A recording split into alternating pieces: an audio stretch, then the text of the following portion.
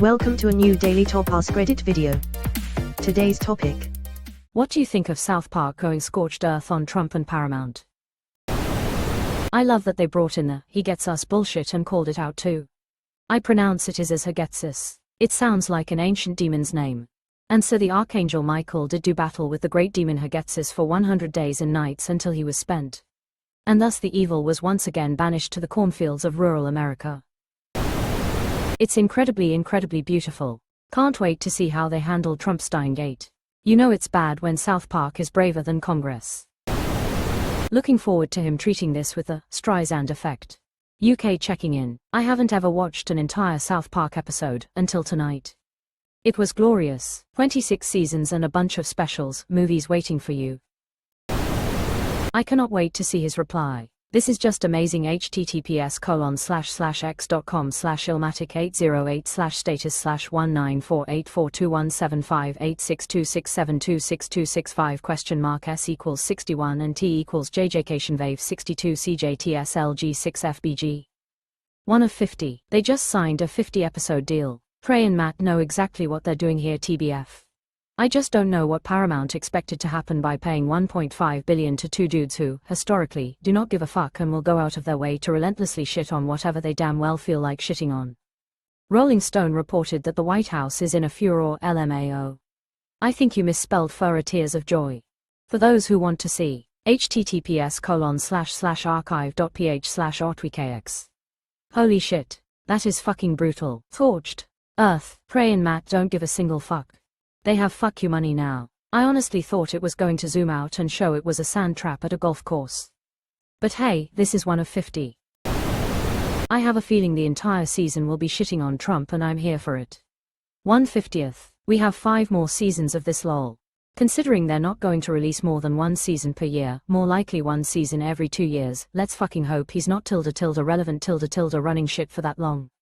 Unfortunately he'll be relevant throughout our lifetimes and beyond. The ramifications of this presidency will outlive us all. Paramount owns Stephen Wright. I think that's the best fuck you they could have done then. We've seen a lot of pushback from other comedians, and even Colbert has gone on record to say, fuck you, directly to Donald. I'm hoping more come along. And Jon Stewart called him out pretty hard on The Daily Show as well.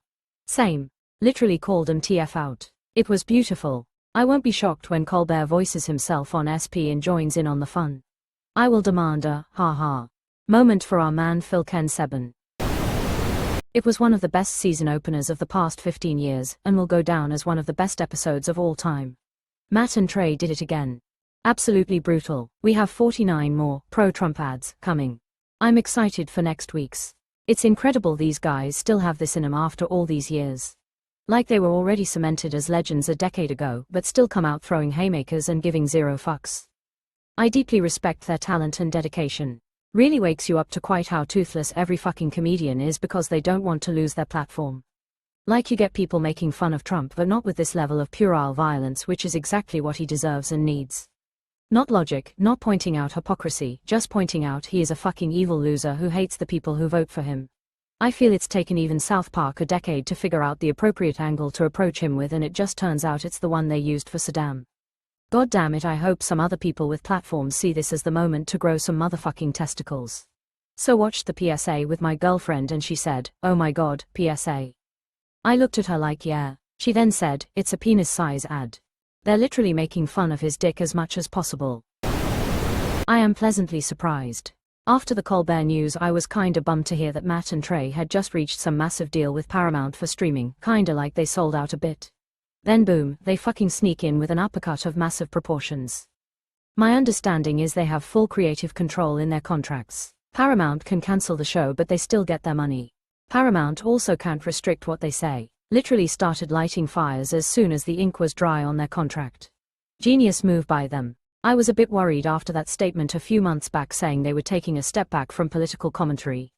I wonder if that was a red herring to keep the suits happy or if they just got pissed off enough to change their minds.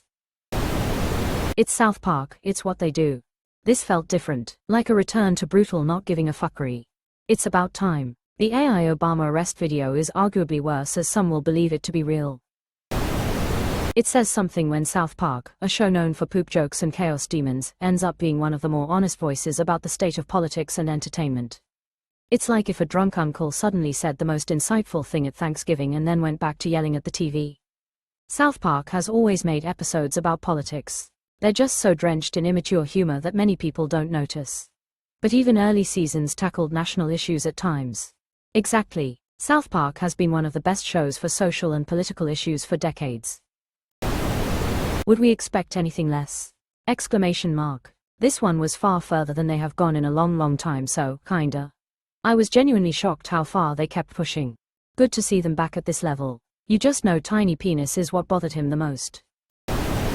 Lawsuit incoming 3.2.1. The discovery on his little tiny member is going to be great. Measure from the shaft, it's the yaw. Exclamation mark. LMAO, he won't sue them. And if he does, they won't give a single fuck. They know exactly what they are doing. From Wikipedia, the small penis rule is an informal strategy used by authors to evade libel lawsuits. It was described in a New York Times article by Dinitia Smith in 1998. For a fictional portrait to be actionable, it must be so accurate that a reader of the book would have no problem linking the two, said Mr. Friedman. Thus, he continued, libel lawyers have what is known as the small penis rule.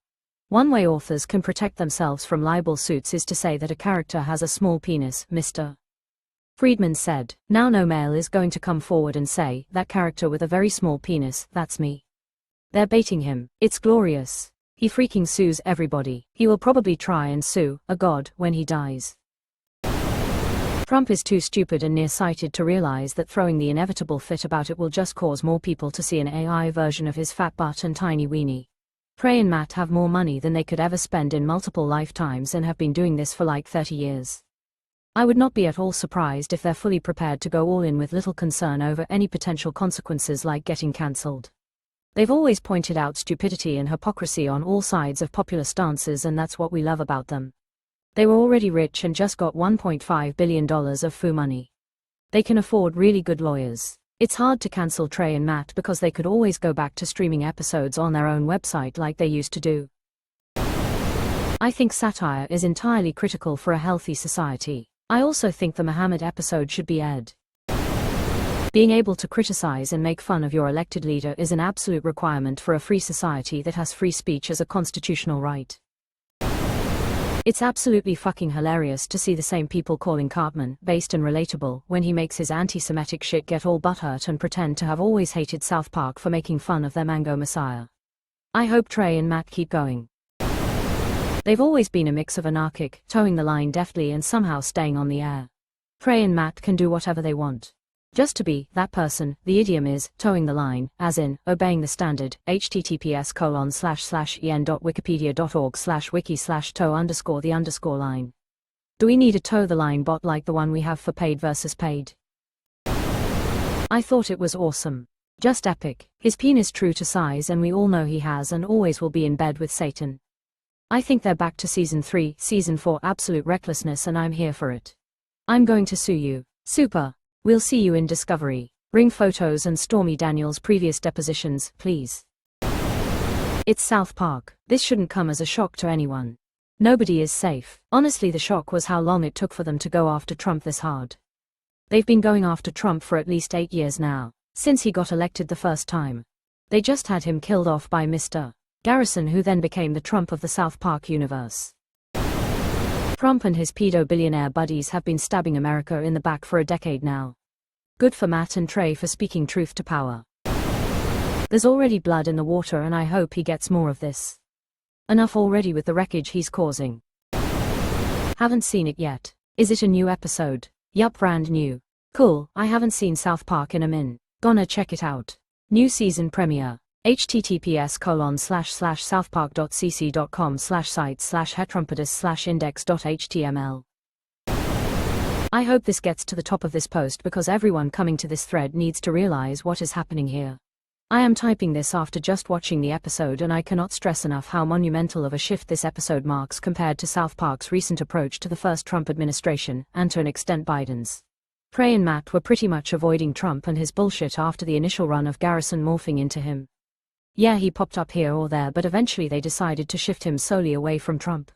This new episode was a direct and sharp turn towards parodying our clown-in-chief as well as pointing out the total hypocrisy that people who have and will continue to support him will somehow juggle.